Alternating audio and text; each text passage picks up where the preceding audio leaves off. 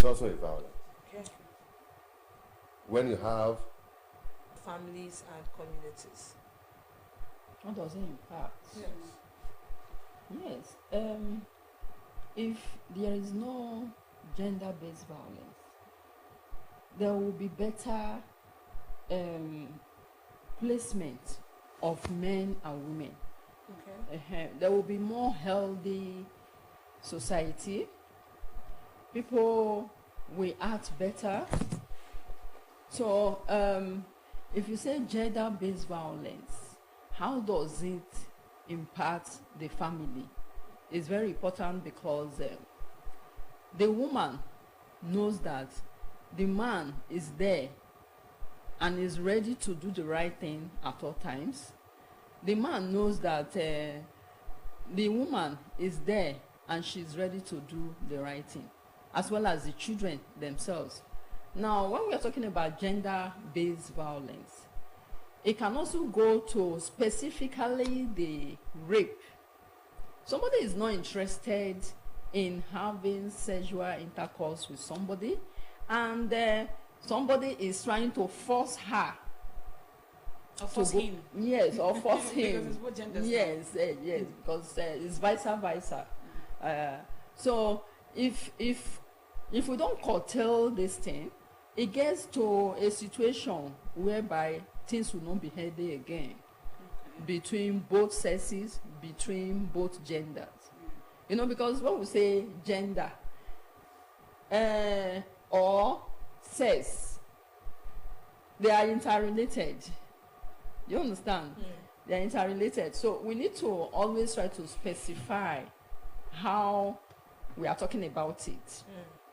If you are talking about gender-based violence, then you have to know that everything is specified.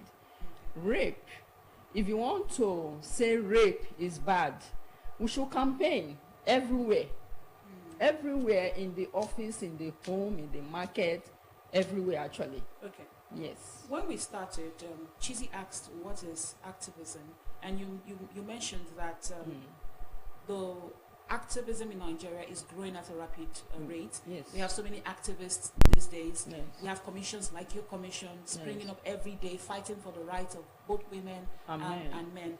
But my question is, why do we still have gender-based violence in Nigeria? Every day you wake up, you open any of the news platforms, you hear like this woman was killed. 3 stories. Yes. This man killed his wife. The woman killed the husband. Poured water on the husband. Did this to the husband. We hear these things happen every day. So, what are the root causes of gender-based violence in our society? Yes. Some people are pervasive. No matter what you say, they tend not to listen. But do you know what? If nobody was talking about it, this world will have become so worse, up to the point of being worst. But because we are talking about it globally, if not that we are talking about it globally, this thing will have escalated so much. Okay. That's just the truth. So we shouldn't get tired. As we talk about it, somehow it will be reducing. So we shouldn't get tired of talking about it. But what causes it? Is it ignorance? Is it poverty? What are the causes? There are many, so to say. Please list them. Yes. Ignorance. Yes. Ignorance, poverty, people trying to influence others negatively. So people don't reason, so to speak. They don't reason that this thing that this person is doing, if I copy this person, I will even injure myself. So people don't have the time to reason that way. So what do we do? As National Human Rights Commission, we keep campaigning. And not just campaigning, we don't stop in campaigning. We prosecute, actually. When we catch somebody that is so focused on trying to cause problem for others in the society, in the offices, in the school, everywhere, we take it a step further by prosecuting the person. But when we say prosecuting, we have to investigate. We investigate to find out the truth of the matter, and then we can imprison the person. We can imprison the person, and we collaborate with people or organizations like the Legal Aid Council. Yes, you heard about the Legal Aid Council. They give us lawyers sometimes. It's not that we don't have our own lawyers. Yes, but their main focus is to offer pro bono services. So when we are doing our own, we also collaborate with them. In essence, we have to continue talking about this thing and prosecuting.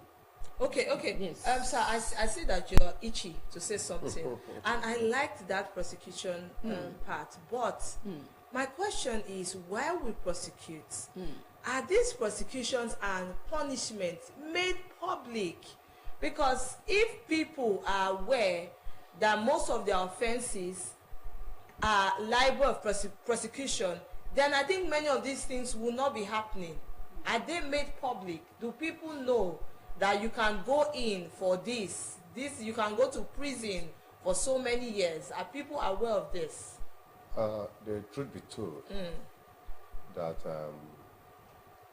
our services is governmental. Okay. And everything we do is within the coffers of the government. If there is a matter before us, if you are making it public, that means you are also infringing on the right of that person. Which person? The victim. Okay. Or the suspect. So everything is done, except on some cases where it has to go public. Okay. But matters that concerns domestic violence and all that, you don't need to make them public. Okay. We treat it in the commission. Okay. And if it needs the matter to be prosecuted, we refer to the appropriate authority.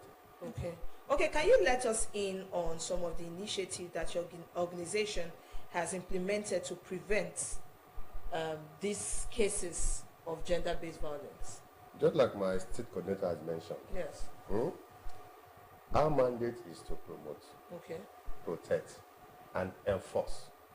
So if there are issues of gender-based violence, we try to enforce the law Okay. on the respondent, and it will be treated appropriately.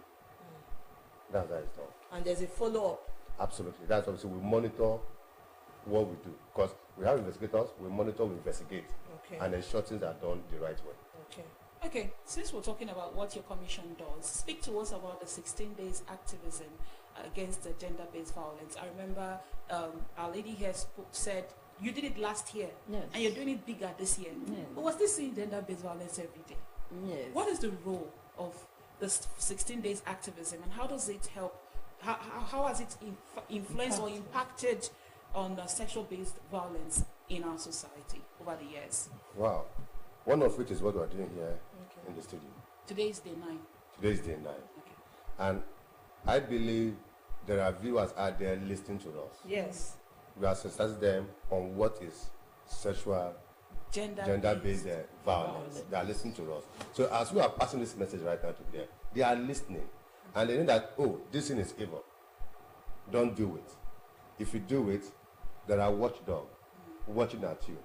All we just need is, if there are victims of this, the commission is open. Where's the commission? Where's the office? At Mera Bangada Way, 10 Mera Bangada Way.